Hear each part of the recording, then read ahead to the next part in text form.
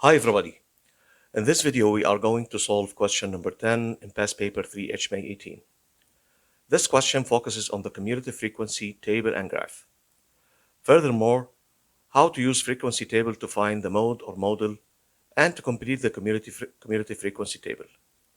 Then we are going to see how we can find the quartiles from the cumulative frequency table to calculate the interquartile range. Question 10. The table shows information about the weights of 60 apples. Part A. Write down the modal class. The modal or mode is the group of highest frequency. If we look to the table, we got the apples weights in grams, and there is 6 groups. So which one do we pick? If you look down the frequency column, there is 20 apples which had the weight from 164 up to 168 grams. This is the one with the highest frequency.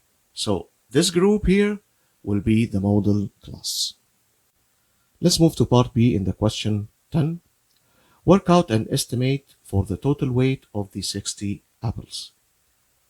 To estimate the total weight of the 60 apples, first we have to calculate the average weight or the midpoint for each group, because we don't know exactly how much each apple weight.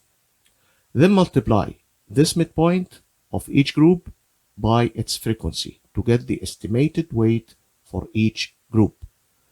Finally, sum all the estimated weights to get the total weight for the 60 apples.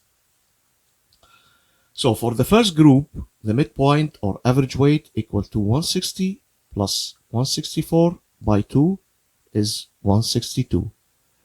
Multiply it by the frequency or its frequency, which is 12, to get the average weight of this group is 1944. We'll do the same thing for the rest of the groups. To move to second one, the average weight is 164 plus 168 by 2. Multiply the frequency, which is 20. The third group, the average weight is 168 plus 172 by 2 by the frequency, which is 14. The fourth group, 172 plus 176 by 2 by the frequency, which is 7. Plus the fifth group, which is the average weight, 176 plus 180 by 2, multiply the frequency, which is 4, plus the last group, the average weight is 180 plus 184 by 2, multiply the frequency or number of apples, which is 3. Will give us the final answer is 10,120 grams. This is the estimated total weight of the 60 apples. And that is that. Okay, let's continue our journey in question number 10, part C. Using the table above, complete the cumulative frequency table. First, you should understand the difference between the frequency table and the cumulative frequency.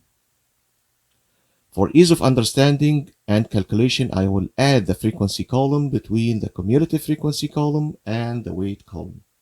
The frequency table just organize the data into categories or groups or classes, whatever you name it.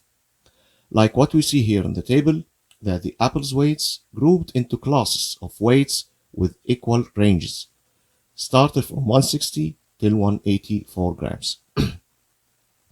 And you see that the range is always fixed with value of 4. If you see 164 minus 160 is 4, 168 minus 164 is 4, and so on till 184 minus 180 is 4.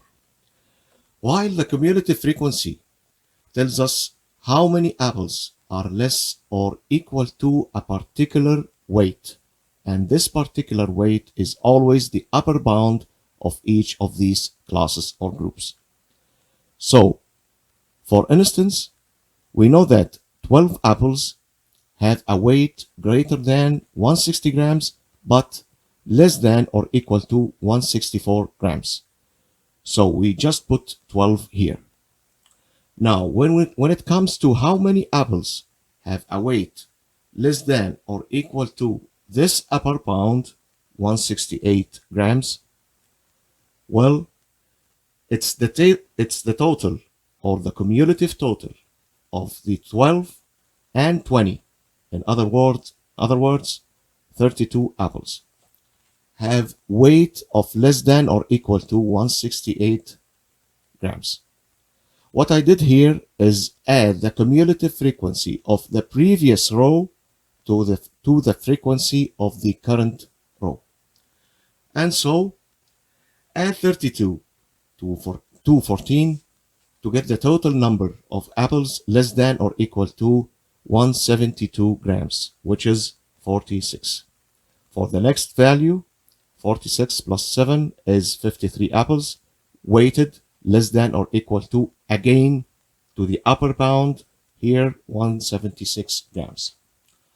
Next, the cumulative total of the apples with weight less than or equal to 180 grams is 53 plus 4, which is come to 57 apples.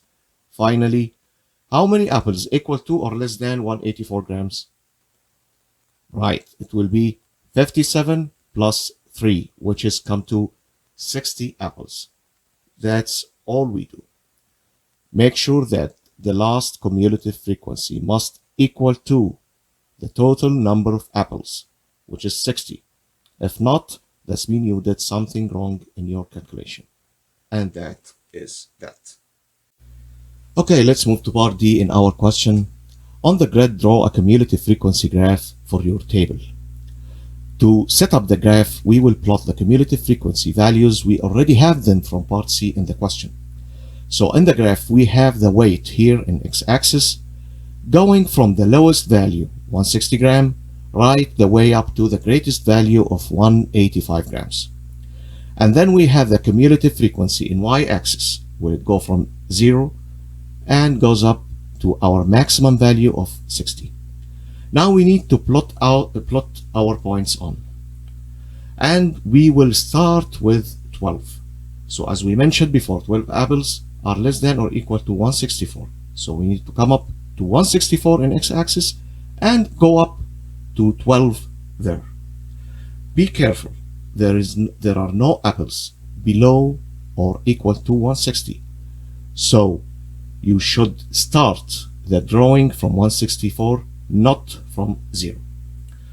Then there are 32 apples less than or equal to 168 grams. So go up to 168 and blot out 32 in. And this is the second point. I will do the same for the other points. So go up to 172, then in x-axis, and 46 in y-axis, and plot the third point. The fourth point in 176 and 53, then 180 to 57. This is the fifth point. And it finished on that 60 up there. So we have the points looking like this. Then draw a smooth curve looking something like this by joining up all the points plotted before. And that is that. Okay, let's continue the graph journey and question 10 part E. Work out an estimate for the interquartile range. The interquartile range is the difference between the upper quartile and the lower quartile. We will use the graph to find the lower and upper quartiles. First, to find the lower quartile from the graph, we have to go quarter the way up y-axis. So we'll go to 15, which is the quarter of 60, along to meet the curve, which will be about here, and then we project down. And the value we've got here will be our estimated lower quartile, which is 164.5. Now we'll work out the upper quartile. So we've got to go 3/4 the way up for the 60. So we have to go to 45 in y-axis, which is the 3rd quarters of 60, and we'll project across to hit the curve here. Then we project down. So 171.5 will be our estimated upper quartile. Finally, to find the estimated interquartile range, we'll subtract 164.5, which is the lower quartile, from 171.5, which is the upper quartile, will give us 7 grams. And that is that. Finally, if you like the video, please leave a thumbs up and subscribe. Comment down below what math lesson you would like me to explain next. Goodbye and see you in the next video.